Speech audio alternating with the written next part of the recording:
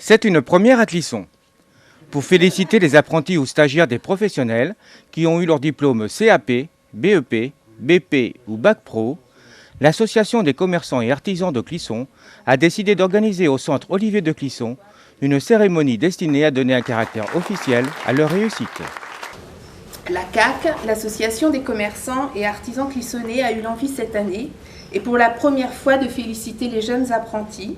En effet, dans notre petite cité du Connétable, un grand nombre de chefs d'entreprise prennent le risque d'employer des jeunes pour les former à un CAP, un BEP, un Bac Pro ou un BTS. Je dis prennent le risque, oui, car il n'est pas facile quelquefois à 15 ans d'être sûr d'avoir fait le bon choix professionnel. Et puis d'un autre côté, il n'est pas facile aussi pour l'employeur de choisir un jeune apprenti sans connaître son désir d'implication, autre celui qu'il peut formuler lors de son ou ses entretiens. Et pourtant, un contrat est signé, donc un engagement mutuel entre un employeur qui doit inculquer son savoir-faire et un apprenti qui doit suivre assidûment ses heures de cours et travailler en entreprise l'autre part de son temps en vue de l'obtention de son diplôme.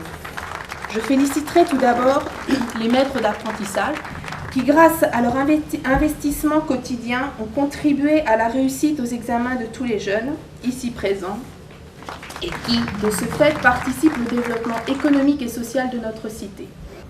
Maintenant, c'est l'heure de vous féliciter, vous jeunes filles et jeunes garçons, de votre réussite.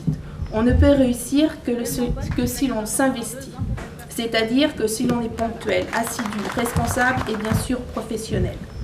Alors, ne négligez rien de ce que vous recevez de vos maîtres et grâce à eux, peut-être qu'un jour, vous serez vous aussi chef d'entreprise. En attendant, vous êtes déjà des personnes qualifiées.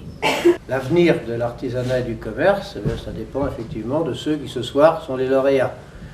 Donc je voulais féliciter bien sûr ceux qui ont eu leurs examens, mais je voulais également remercier et féliciter les employeurs qui ont pris le risque, effectivement, comme vous l'avez dit, et qui ont joué le jeu.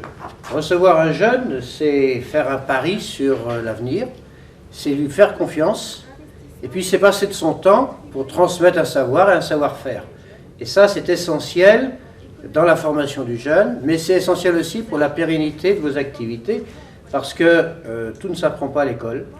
Je ne sais pas, je ne suis pas bijoutier, mais j'imagine que réparer une montre ou faire une soudure sur un bracelet, ça s'apprend, ça demande de la minutie, ça demande une compétence particulière sur les métaux, et donc il faut l'apprendre. Et c'est en regardant, en ayant les conseils d'un maître, eh bien qu'on apprend et qu'on se prépare pour demain, effectivement, à avoir une profession dans laquelle on s'épanouit.